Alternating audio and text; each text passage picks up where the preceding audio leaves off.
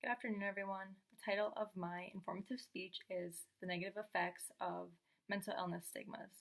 The general purpose of the informative speech is to inform the general public about the stigmas surrounding mental illness and the negative effects they have on the people who suffer from mental illness. By the end of this speech, my audience hopefully will be more informed about the stigmas not only attached to the mentally ill, but also the dangers of attaching those stigmas to mental illnesses themselves. People with mental illness are constantly surrounded by stigmas that are harmful and typically prevent them from getting the appropriate help that they need. And I quote the 2015 website Suicide Facts, created by the Suicide Awareness Voices of Education. Only half of all Americans experiencing any kind of major depression receive treatment. In turn, there is one death by suicide every 13 minutes. Although there have been many breakthroughs in the field of mental health, there still continues to be stigmas associated with mental illness, such as that mental illness makes people weak or means that they're crazy. Many people suffer from mental illness, including myself, and I put off receiving treatment for the longest time because everyone told me that my issues were all in my head, as if to say that because they weren't technically physical issues, they weren't real. Understanding the stigmas associated with mental illness and understanding the harmful effects that they can have on the people that suffer from mental illness can change how we view those that suffer, and perhaps begin to applaud people who seek help instead of shaming them. The stigmas surrounding mental illness develop from the fact that we are not comfortable as a society with people that act differently than us, and we feel that they should act more like the norm. This makes people with mental illness feel weak, and it isolates them from the community because we typically don't understand their issues, which causes them to lash out at themselves and try to fix the problem internally. Stigma surrounding mental illnesses have basically evolved because we don't understand mental illness unless we have one. Stigmas surrounding mental illness are reflective upon the idea that people don't understand mental illness unless they experience it firsthand. And as a society, we tend to isolate the things that we perceive as threats to us. This was an idea taken from the journal article titled, "Suck It Up, Opinions and Attitudes About Mental Illness, Stigma, and Help-Seeking Behavior of Male Varsity Athletes" by DeLeonardo and Lennox. This idea spurs the notion that the author Byrne has in his article titled "Stigma of Mental Illness and Ways of Diminishing It," in which he states, "Because society shuns and isolates those that have mental illness, it becomes hard for those people to speak out and seek help for their issues, as well as increasing the amount of self-stigmatization.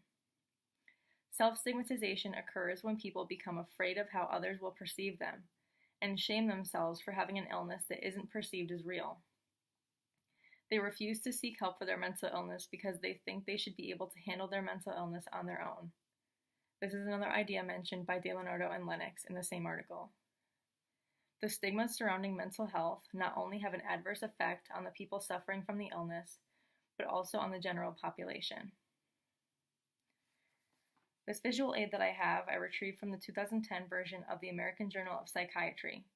It establishes that while we as a society are more inclined to acknowledge that mental illnesses exist in 2006 as opposed to 1996, we're still not any more willing to associate with people that suffer from mental illness.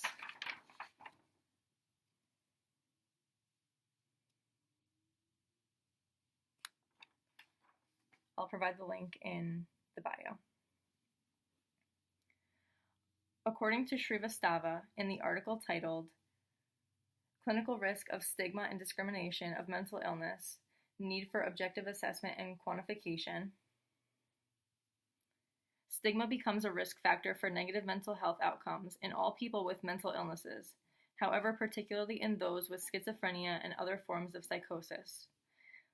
This means that the stigma surrounding schizophrenia and other types of psychosis is that the person suffering is crazy, and that they should be locked away because they can't function in society. This is simply not true, but the idea prevents people from seeking help for their mental illness, which increases the number of suicide attempts and outward violence, further isolating those with schizophrenia and other forms of psychosis. Because people are being forced to hold all of their emotions and mental issues in, it causes the general public to continue their cycle of shaming those with mental illness because fewer and fewer people are coming out. It is truly a vicious cycle, meaning that the stigma prevents people from speaking out and seeking help, and people become secretive and shameful about their mental illness, which then causes more people to feel that mental illness is something that needs to be shamed. Another idea presented by Byrne in the article, Stigma of Mental Illness and Ways of Diminishing It. The sad truth is that suicide and violence are preventable if people just seek help for their mental illnesses. However, because they don't feel like they can ask for help, I draw upon the original quotation. There is one suicide every 13 minutes in America, and only half of all Americans experiencing any kind of major depression or mental health issues actually receive treatment because they're too scared to ask for help, provided by the website titled Suicide Facts. Transition to If more people were aware of the realities of mental illness, less people would feel the need to stigmatize, and more people would feel like they could get help for their issues. If more people received help, perhaps less people would feel like their only option is suicide. Stigmas are developed through the idea that people with mental illness behave in a way that threatens the social aspect of society, and through that, society shuns and isolates those with mental illness who open up about it and try to seek help for it. The stigmas make those with mental illness feel that they cannot discuss their issues, and they feel shameful about the fact that they have mental illness that they cannot control.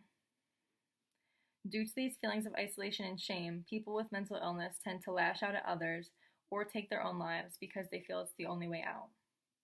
By changing the way that we view the mentally ill, we can completely revolutionize the field of mental health care and make it acceptable for those suffering with mental illness to seek the help that they want and need. Thank you.